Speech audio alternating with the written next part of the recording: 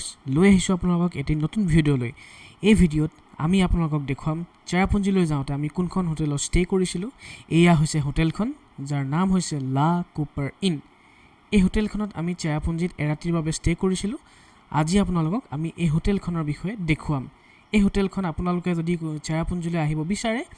কম বাজেটত এখন ভাল হোটেল আপোনালোকক মই সাজেষ্ট কৰিব পাৰোঁ আপোনালোকে নিজৰ সিলেকশ্যনত ৰাখিব পাৰে এয়া হৈছে হোটেলৰ এন্ট্ৰেন্স ৰাইট হেণ্ড সাইডত এয়া হোটেলখনৰ ডাইনিং ৰুম ইয়াত আপোনালোকে ডিনাৰ লাঞ্চ ব্ৰেকফাষ্ট সকলোখিনি কৰিব পাৰে বা নিজৰ ৰুমৰেমেও আপোনালোকে অৰ্ডাৰ দিব পাৰে আমি চেক ইন কৰিছিলোঁ আমি অনলাইন বুক কৰিছিলোঁ অনলাইন বুক কৰিবৰ কাৰণে আপোনালোকক মই মেনেজাৰৰ ফোন নম্বৰটো দি দিম এয়া হৈছে আমাৰ ডাইনিং হলটো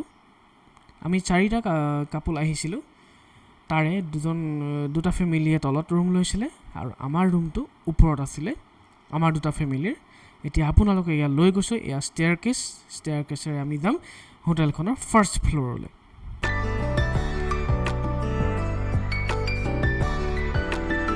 ফাৰ্ষ্ট ফ্ল'ৰটো মানুহে ৰেষ্ট কৰিব এয়া ৰুম ৰেষ্ট কৰিব পৰা সেয়া জেগা আছিলে এয়া ৰুম কেইবাটাও ৰুম আছে 4-5টামান ৰুম আছে ইয়াৰে আমাৰ এটা ৰুম আছে ৰুম নম্বৰ 7 এইটো ৰুমটোৰ ইণ্টেৰিয়ৰটো আপোনালোকক দেখুৱাইছোঁ যথেষ্ট ধুনীয়া কমফৰ্টেবল ৰুম ৱাৰ্ড্ৰব আছে ড্ৰেছিং টেবুল আছে আৰু ইয়াৰ ওপৰতো আপোনাৰ চিলিংখন কাঠৰে নিৰ্মিত যথেষ্ট ইণ্টেৰিয়ৰটো তেওঁলোকে ধ্যান দিছে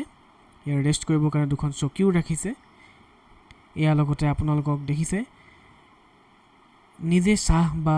কফি খাবৰ কাৰণে তেওঁলোকে ইয়াত ব্যৱস্থা ৰাখিছে কফি পেকেট চুগাৰ পেকেট গাখীৰৰ পেকেট ধুনীয়াকৈ ৰাখিছে আপোনালোকে নিজৰ ইচ্ছামতে লাল চাহ খায় গাখীৰ চাহ খায় খাব পাৰে এয়া আমাৰ তেওঁলোকৰ বাথৰুমটো দেখুৱাইছে যথেষ্ট নিট এণ্ড ক্লিন মই দেখা পালোঁ বাথৰুমৰ ডেক'ৰেশ্যনতো তেওঁলোকে কোনো ধৰণৰ কম্প্ৰমাইজ অকণোৱেই কৰা নাই